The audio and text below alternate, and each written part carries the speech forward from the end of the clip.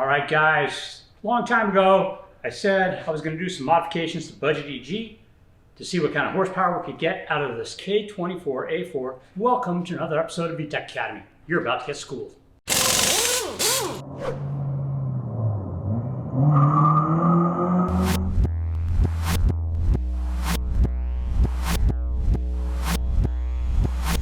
I'm here with Budget EG today, and we're going to be doing some engine modifications. For those of you who maybe this is your first video or maybe have forgotten, we did an engine swap in this car called Budget EG.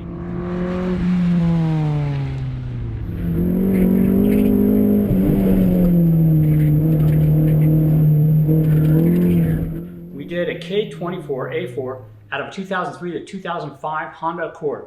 We swapped the engine and transmission into this car, and it put out a little over 160 horsepower.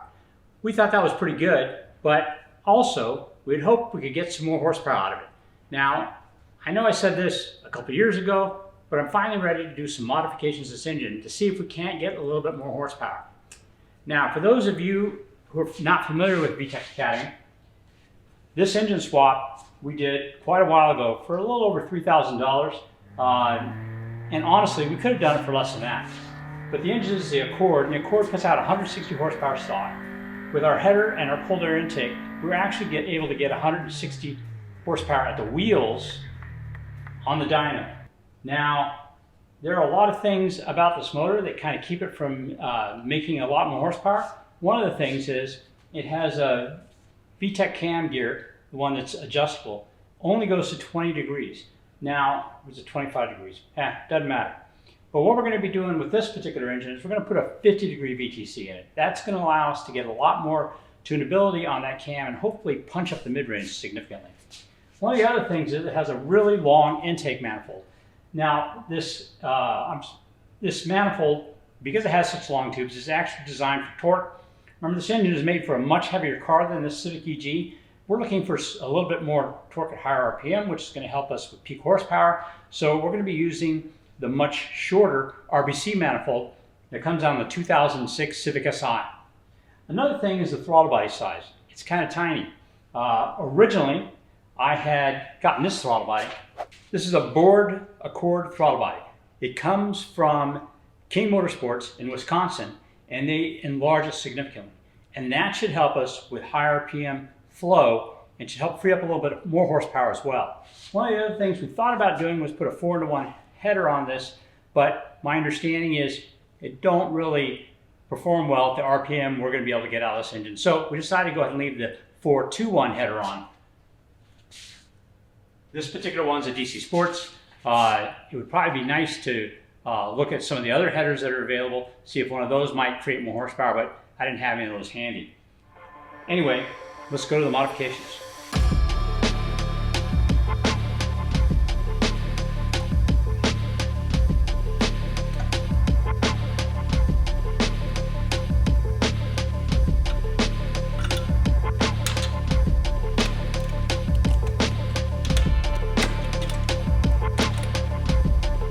Just for comparison, here's the throttle body we're taking off, and here's the one we're putting on. Quite a bit of size difference.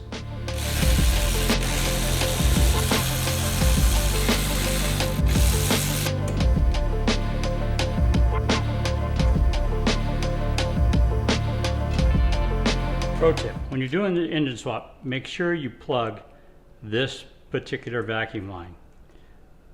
A lot of people overlook it. This is the one that feeds the front mount on an Accord, and if you don't plug it up, you wind up with a really high idle.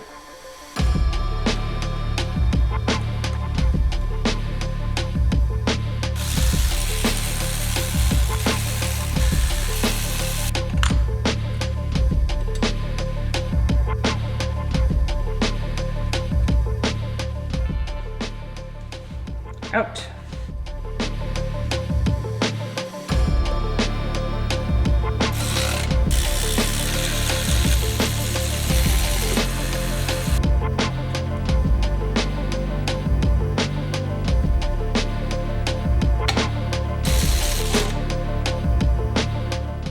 One of the things about putting the throttle from the Accord on here is the fact that you need to have a bit of a spacer in there. Now, nobody makes just like a blank spacer, but they do make these adapter plates. This is the Carceps one. It has a couple ports on the side. I plugged one and made one into my brake booster port.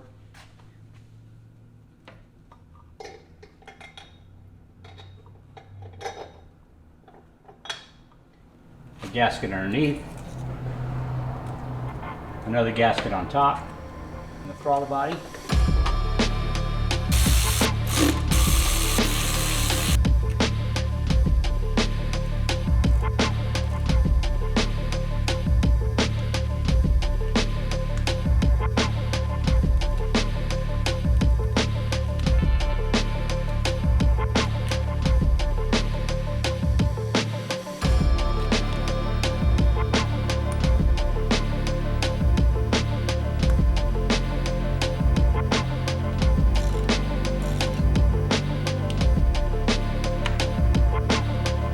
The only thing I have left to do now is drop the motor down. Hopefully it all clears. Oh, I have one other thing to do. The 40-degree VTC. I really don't think the manifold and throttle body are going to do anything without the 40-degree VTC. So we're going to go ahead and put that in as well. When we do our tuning, we will do some tuning as though we had a 25-degree VTC, and then we're going to use the 50-degree VTC that we have that we're going to be installing, and we'll use it up to probably about 40 degrees to see what kind of extra power we can get with that. Next on my list is to drop the motor down. Just to kind of go through the process, the first thing I did was I loosened up the rear mount and I shifted the bolt. It had been going through the bottom, on the back bracket, it had been going through the bottom bolt hole. So supporting the motor from underneath, I loosened up that rear bracket, dropped it down, put the bolt back through so that the rear was lowered first. Took off this transmission mount first. I just took the flip mount, unbolted it, flipped it over, rebolted it. Interestingly, I found it was a little bit difficult to do that in the car. It's easy to assemble that mount when the whole mount is out of the car. An easier way to do this might have been to actually take the whole mount out, but I didn't want to do that. I actually wound up having to use an open-end wrench in order to keep the nuts steady while I loosened up the Allen bolts on top. Once I got that mount flipped over, and by the way, I had to lower the engine in order for the bolt holes to line up again. At first, when I took the mount out and just flipped it over, it didn't look like it was going to line up. So then I lowered the engine to pretty much where it was going to go, and that actually brought the bolt holes back in alignment. So I bolted all that back together. Then last, I went over on the passenger side mount and just basically took the through bolt out, dropped the motor down, put the through bolt back through, and tighten it all up. So now my motor is at the K24 position. I had it at the K20 position. I wanted that extra ground clearance, and since I wasn't running this manifold, I could, I was using the Accord manifold, I could run up a little bit higher. It just actually touches some of the hood structure when you do that. But anyway, now it's lowered down where you would normally mount a K24. And as you can see, my intake manifold clears. I'm kind of curious if that vacuum line would have cleared had I lowered this. So if you're planning on doing this, you don't need to check and see if that vacuum or the brake booster line clears before you go to all the trouble I did. But anyway, I now have the engine down lower it needs to be. One last thing to do, and that's to change the VTC from the 25-degree to the 50-degree.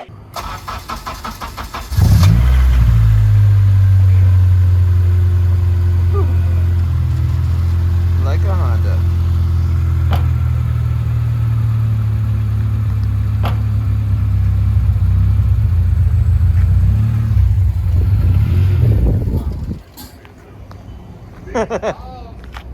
Mickey stalls.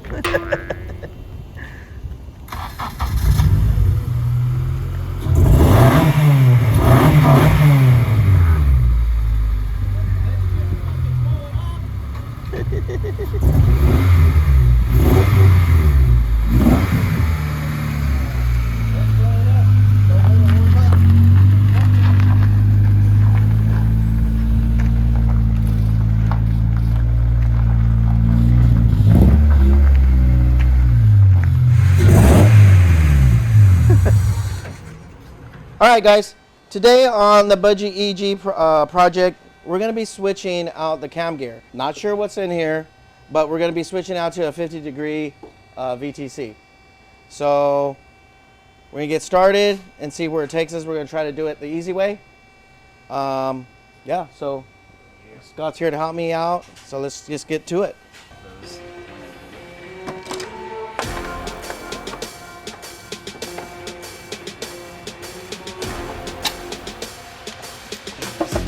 There it goes. And the dipstick. Okay, so you already have it. Top dead center.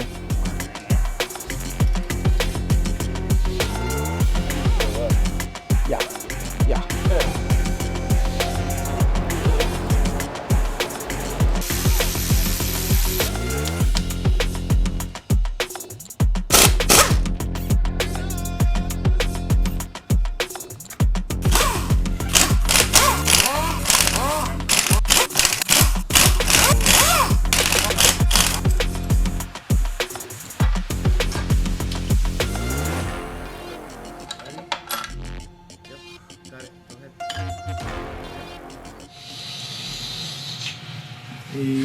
Nope, right there. Yep. Go in, baby. Is it right? Yep, you got it. Oh, I didn't mean to touch it.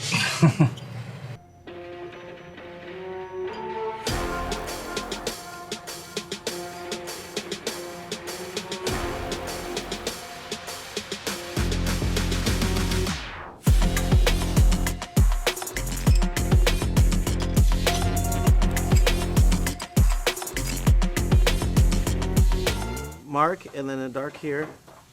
Mark and the dark here. This never moved because we went this, but you can see where it's marked here. And then down below, that little white line, once you move it over a bit, it lines up. So we ended up doing that 50-degree cam gear, and we got it on. Everything's lined up, and now we're just, we've got to look in the book to get all our torque specs for the cam caps, everything like that. Other than that, we're going to wrap it up, and she should be good.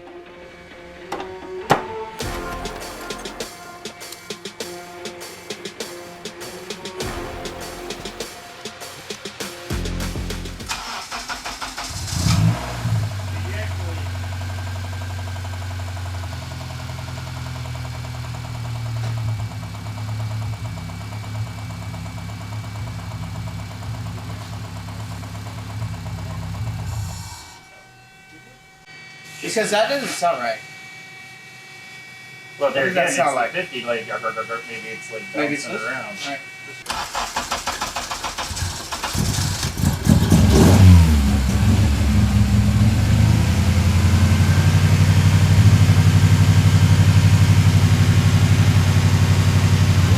Sounds better.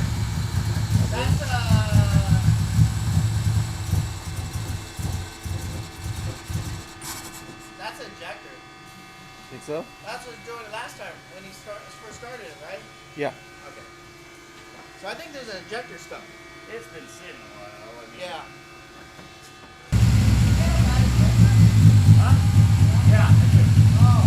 Bad injector. So I'm not sure if it's a bad injector or a bad coil, but we got a problem with it. I'm gonna have to solve that problem. You know, I meant to do that first before I had to change the cam. Dang it. And we thought it was a cam. All right, anyway, so what I'm gonna do is actually, I'm gonna do that under a separate video, do the troubleshoot real quick and figure out what the problem is. But so don't worry about it right at the moment. So don't worry about it. Don't worry about it right at the moment. We'll get it worked out, and as soon as I troubleshoot it, we're going to go ahead and take it to the dyno and get a dyno tune and see what kind of horsepower we picked up. But obviously, I need to fix the problem first, and then we can go from there.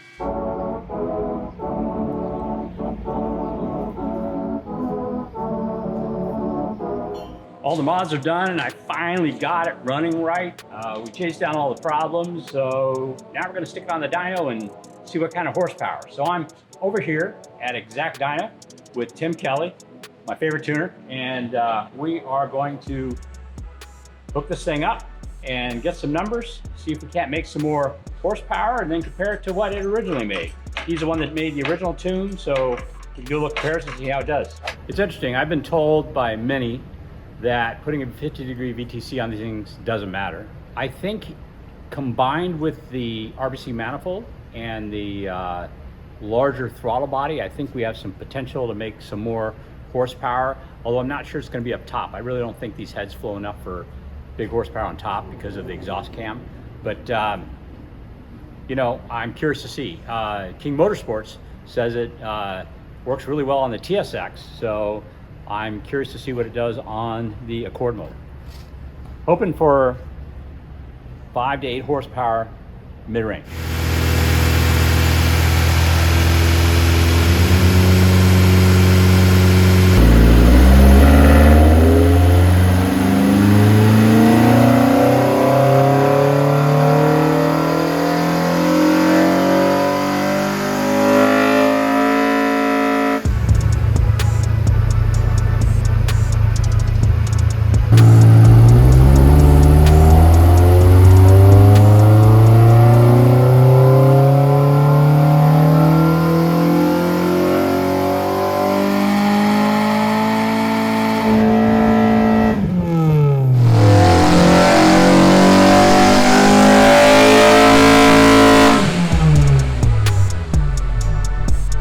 So, obviously, let's not waste any more time.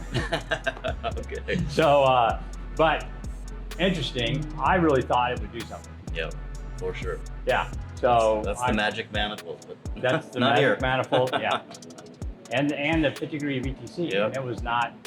Took it all the way out to 40, and it would just go down. It ended up at 30 to 5. Yeah. So, yeah. Crazy. Yeah. Well, okay, so dead end. We're not going to waste any more time on this particular thing. It's kind of fascinating that I mean, obviously I beat up on the thing for a few years. Yep. So probably suffering a little bit there, but Maybe. it shouldn't be suffering that much. Pretty strong engines. Yeah, it's a pretty strong engine. So yeah, we made like another horsepower or half horsepower at, you know, higher RPM, which isn't really that advantageous. I'd rather have the torque at the lower end rather than horsepower at the top end. So particularly since it's not more horsepower. If it was 15 more horsepower, then I'd be, oh, you know, but It's not. But basically we lost a bunch of torque, particularly in the mid-range. Yep. So I mean, it's funny because it made it sound like it was really coming on hard, And it but wasn't. that's because it was dying and then coming on hard, you know what I mean? So, but okay, cool. All right. Hey, so anyway, guys, we're gonna conclude this part of this episode today. Tim, thank you very much for your help. I really appreciate it. Anyway, guys, if you like what you see, please think about liking and subscribing. But just to let you know, that's not the end of the modifications for this engine. I've got one more plan in mind for this engine before I totally give up on it. So we'll catch you next time.